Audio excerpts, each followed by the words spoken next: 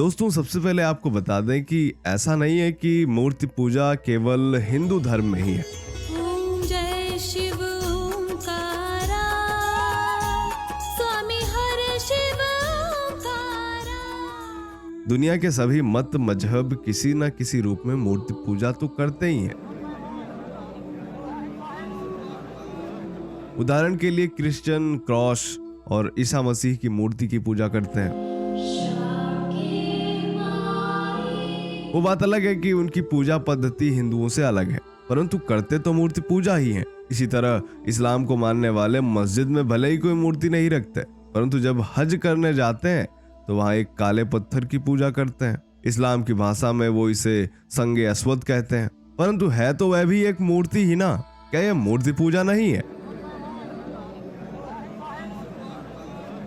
बहुत से मुसलमान अपने मकान में काबा का चित्र रखते हैं और इस पर वह रोजाना अगरबत्ती लगाते हैं। क्या यह मूर्ति पूजा नहीं है? इसी तरह दुनिया का हर एक पंथ किसी न किसी रूप में मूर्ति पूजा तो करता ही है।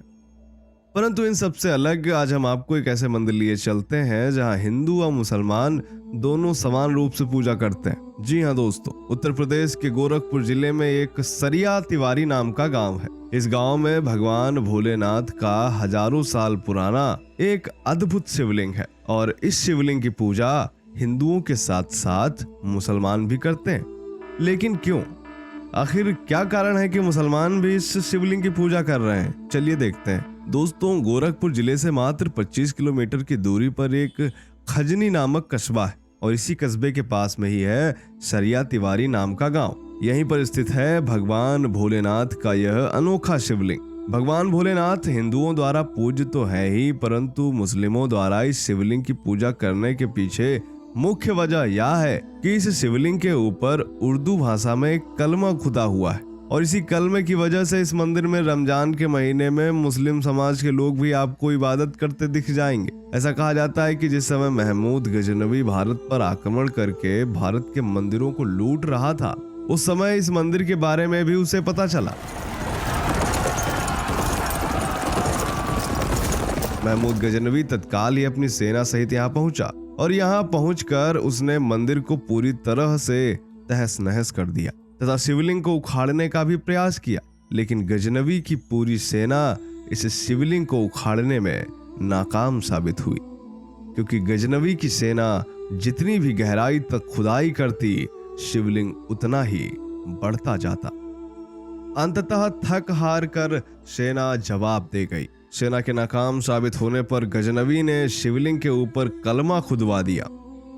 कहा जाता है कि महमूद गजनवी ने शिवलिंग पर कलमा इसलिए खुदवाया था ताकि हिंदू लोग इस शिवलिंग की पूजा करना बंद कर दें, परंतु हिंदुओं ने अपनी पूजा बंद नहीं की और आज तक यह सतत जारी है, क्योंकि महमूद गजनवी यहाँ रमजान के महीने में ही आया था।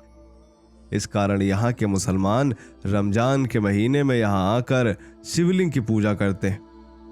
उनका मानना है कि शिवलिंग पर कलमा खुदा हुआ है, इस कारण यह शिवलिंग काबा के संगे अस्वद जितना ही पवित्र है। ऐसी मान्यता है कि भगवान भोलेनाथ के इस दरबार में जो भी भक्त श्रद्धा पूर्वक मनोकामना करता है, उसकी मनोकामना जरूर पूरी होती है।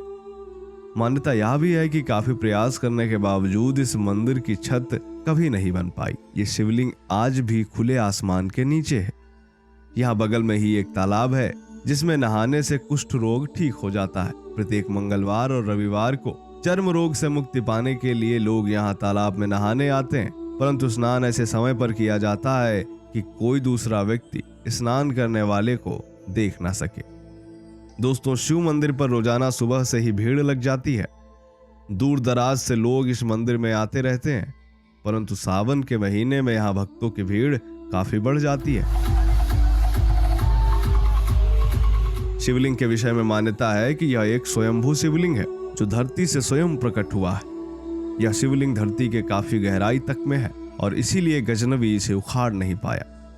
इस विशेष शिवलिंग वाले मंदिर को लेकर गांव के लोगों का दावा है कि अगर पुरातत्व विभाग आसपास खुदाई करे तो निश्चित तौर पर यहाँ ऐतिहासिक साक्ष्य मिलेंगे, क्योंकि गजनवी ने यहाँ लूट की नीयत से आक्रमण कर कई मंदिरों को तोड़ा था।